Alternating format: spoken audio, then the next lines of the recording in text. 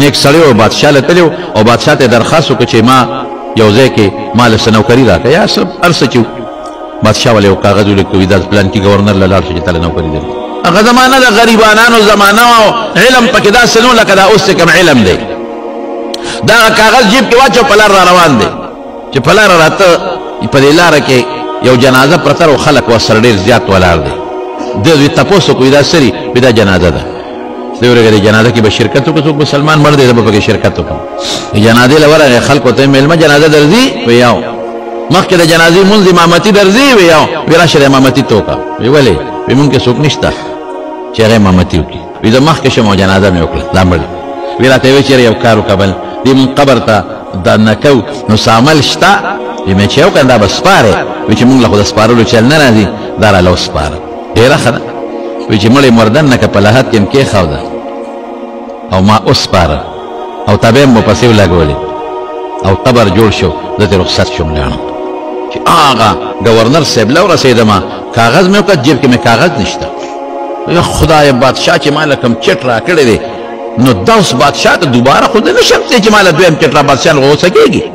او ګورنر صاحب ته که ما بیرم ووایي قاضي صاحب ته چې بادشاه چټ راکړی چټ وخایم دا سوچ شابانه کم ځای روک شو سوچ کې پرېوتم پنځه شپږ ورځې پکې تېرې دي پیاده مزلې او هلکه دا چې هغه مړی ما سپاره او زه ټیټ شوی وم د جیب نه مې دا کاغذ هلته پروت دی واپس رالم هغه کلي ته ما ویرونو خفه کېږئ ما خو دا ستاسو دا رور چې ما ښخو سپاره مې نو زما یو قیمتي کاغذ دا هلته پروت دی مهرباني وکړئ دا ما سره دوباره وسپړئ بده خبره ده خو څوک هم زما ضرورت دی هغې وی نه تا خو مونږ سره ښه وکړل زمونږ په مړي دې جنازه وکړه زمونږ مړی دی وسپاره خیر دی مونږ به قبر وسپړو ته پکې خپل کاغذ وګوره وایي چې قبر هم واپس کولاو که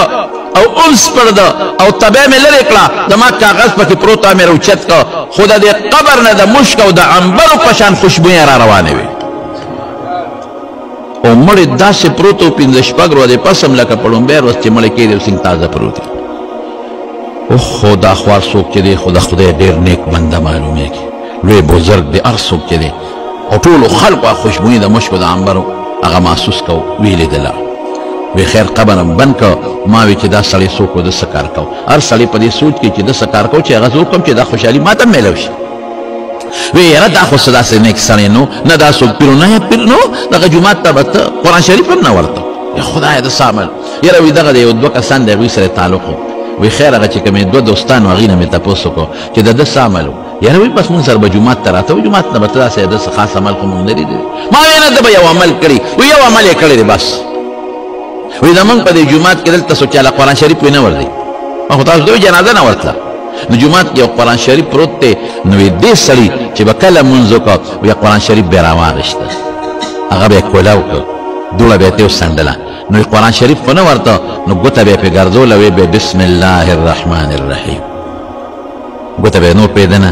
بسم الله الرحمن الرحیم او بیا به وی دا حق کتاب دی رښتونی کتاب دی دقسې به یې پاڼه اړوله او په هره کرښه به یې ګوته راښکه او دقه بسم الله به وی او دا حق کتاب دی او دا رښتونی کتاب دی نور یې عمل نو